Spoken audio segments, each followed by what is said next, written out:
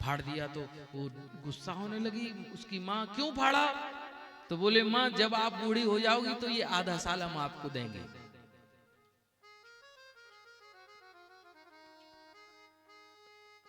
तो महाराज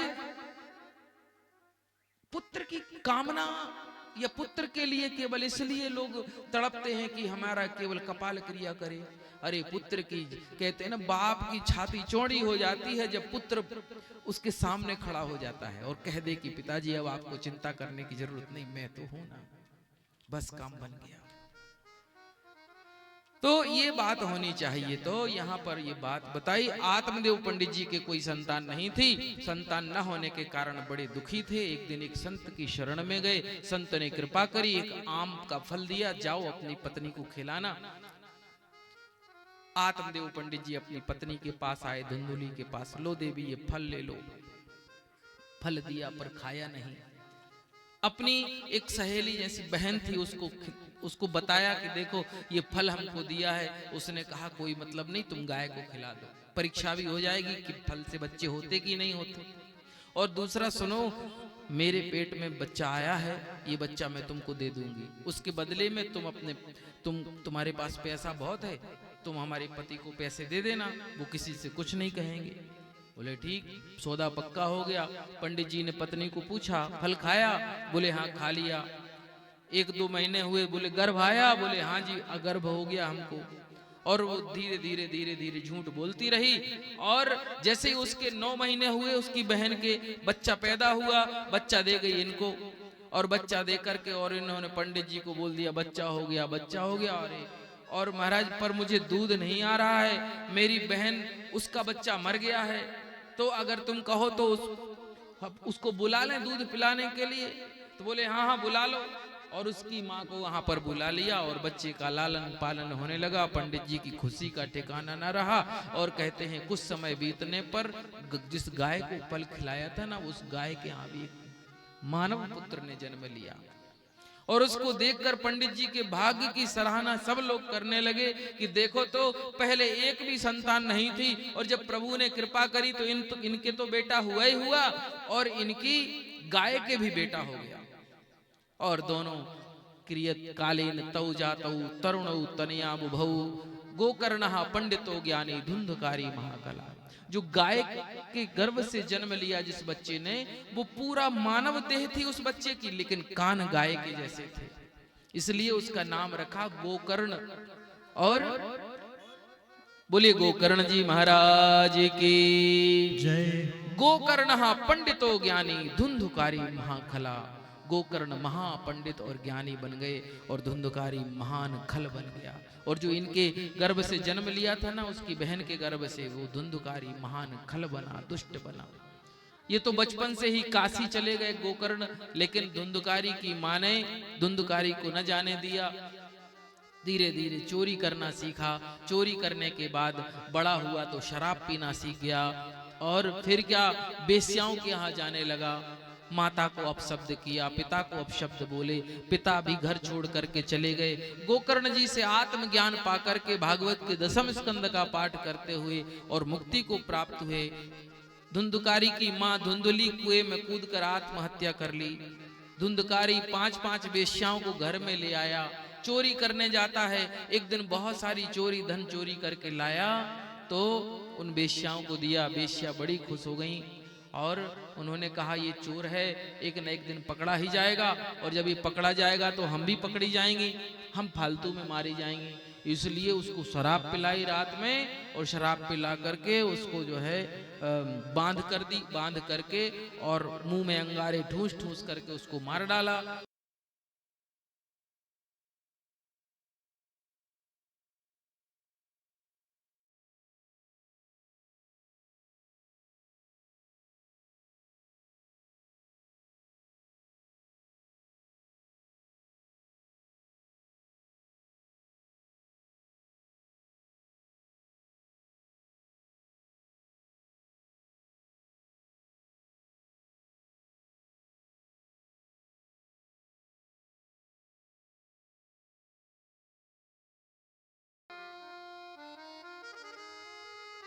अहम भ्राता त्वदीयोऽस्मि धुंधकारी नामता स्वकीये नैव दोषेण ब्रह्मत्वम नाशितम मया।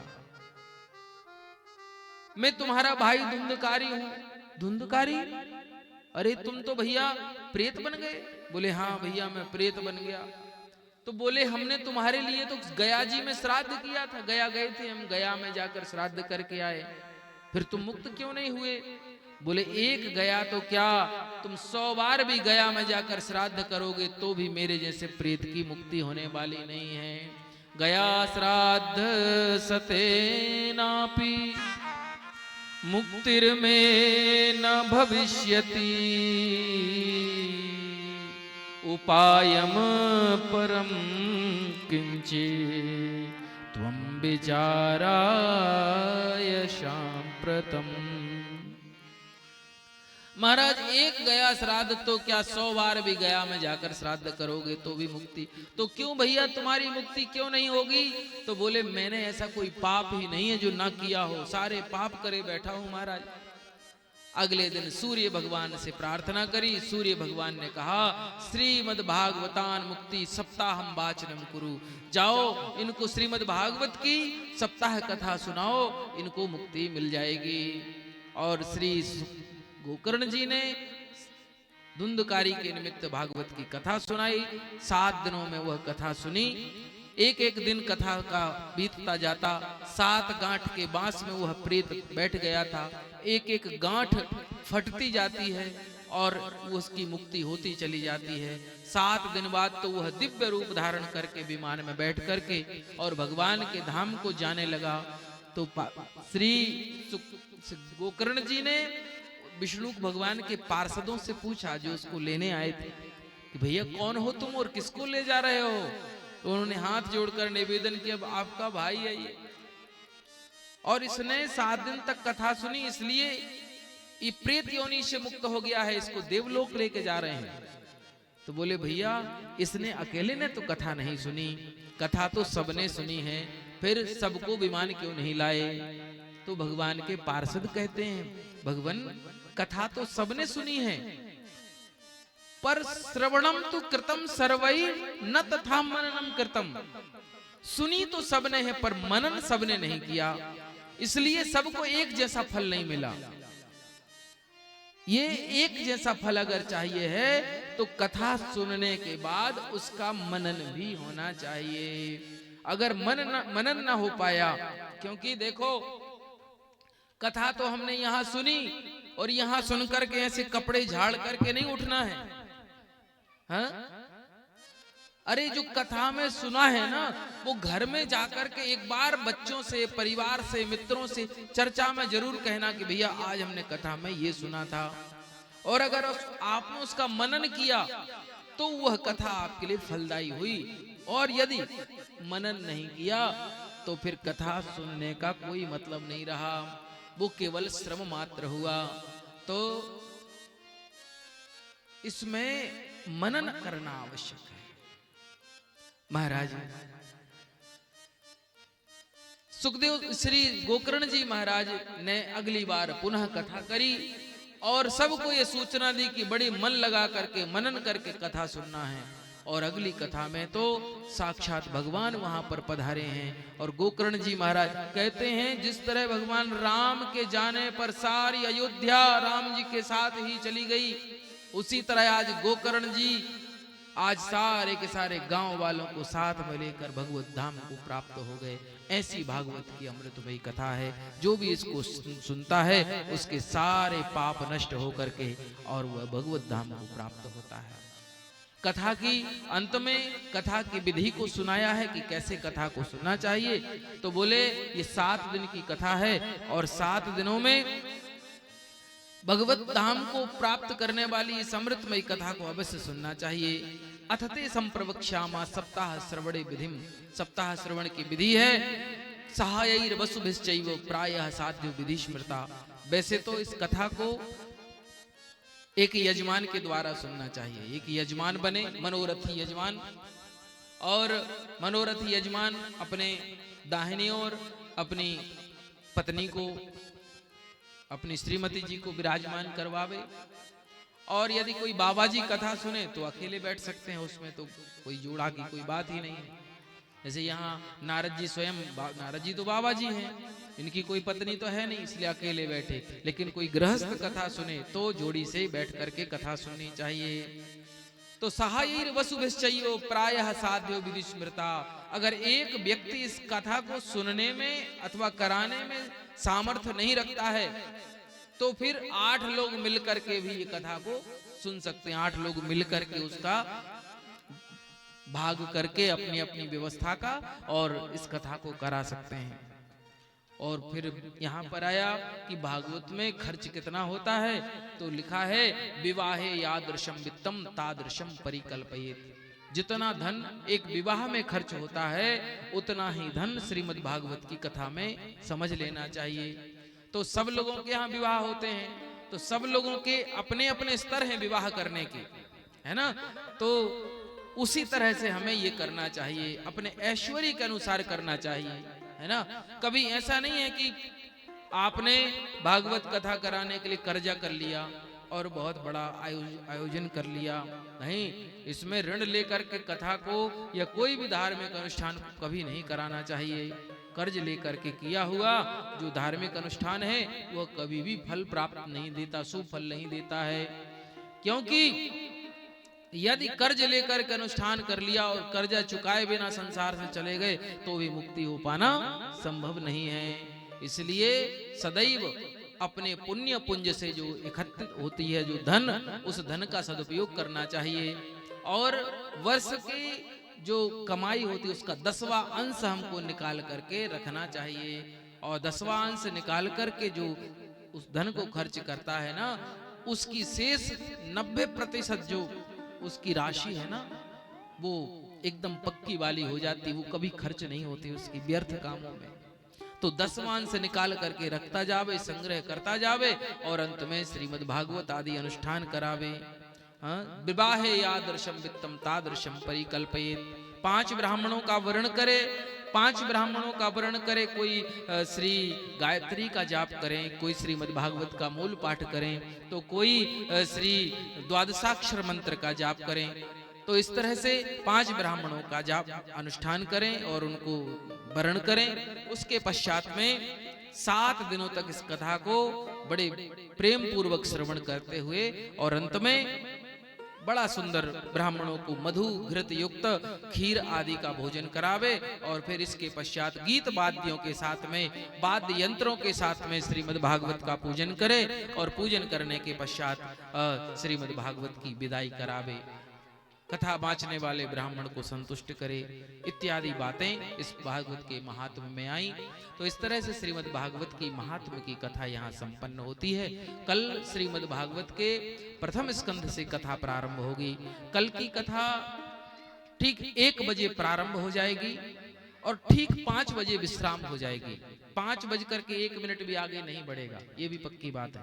क्योंकि यहाँ पर 5 बजे भी ये बहुत सारी चीजें हैं कि शाम जल्दी हो जाती, ठंड का समय है, तो आप लोग निश्चिंत होकर के रहिए। लेकिन सबसे प्रार्थना ये जरूर है कि 1 बजे आ भी जाइए। अगर 5 बजे हम आपको छुट्टी दे रहे हैं तो प्रार्थना साथ में ये है कि ठीक 1 बजे आपको आना है। आज सारे काम आप लोग जो है जल्दी जल्दी निपटा करके, कल सुबह के सब काम निपटा करके और ठीक 1 बजे यहाँ प्रांगण में उपस्थित हो जाना है।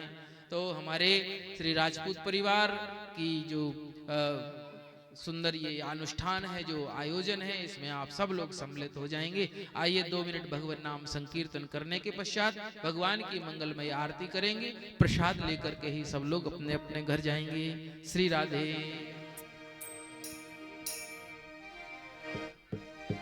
श्री राधे गोविंदा मन भजले हरि का प्यारा नाम है। श्री राधे गोविंदा मन भजले हरि का प्यारा नाम है। श्री राधे गोविंदा मन भजले हरि का प्यारा नाम है। श्री राधे गोविंदा मन भजले हरि का प्यारा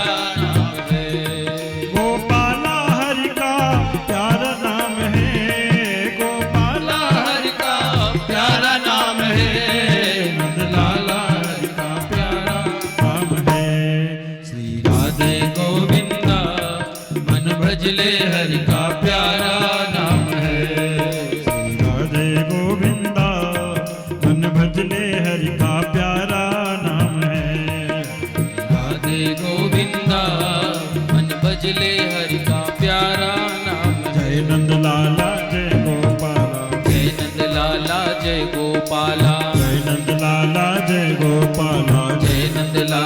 जय गोपाला जय नंद लाला जय गोपाला जय नंद लाला जय गोपाला जय नंद लाला जय गोपाला जय नंद लाला जय गोपाला राधे गोविंदा भजले हरि का प्यारा नाम है राधे गोविंदा मन भजले हरि का प्यारा नाम ओ गोपाला हरि का प्यारा नाम है गोपाला हरि का प्यारा नाम है नंद लाला हरि का प्यारा नाम है राधे गोविंदा मन भजले हरि का प्यारा नाम है श्री राधे गोविंदा मन भजले हरि का प्यारा नाम है